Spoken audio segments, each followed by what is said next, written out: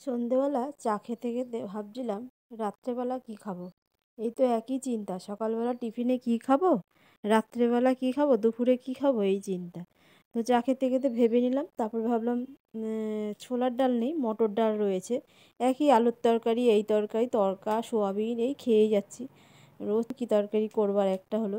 তো ছোলার ডাল একটুখানি আধ ঘন্টা মতো, ছোলার ডাল না, মটর ডাল আধ ঘন্টা মতো একটু ভিজিয়ে রেখেছিলাম।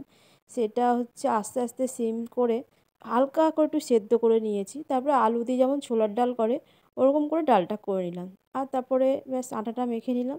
তারপরে হচ্ছে আমার ভাগনার অর্ডার, মামি লুচি করে দেবে। তো আমি তো বললাম আটা মাখা হয়ে গেছে, আটা দিয়েই করে দাও। তো আটা দিয়েই লুচি করে দিলাম সবার জন্য। কালকে করেছিলাম ওদের তিনজনের জন্য আটা দিয়ে লুচি, সেরকম বলেছিল যে মামি আবার লুচি করে দেবে। তো সবাই তো দেখে বলে আমাদের লুচি কোথায়। তো ভাবলাম চলো আজকে সবাইকেই একটু লুচি করে দিই। আটার লুচি। আটার লুচি খেতে খুব যে ভালো লাগে আমার তা না, কিন্তু ওই চটজলদি বেশ খারাপও লাগে না, ভালোই লাগে। আর পেটের পক্ষে তো ভালোই।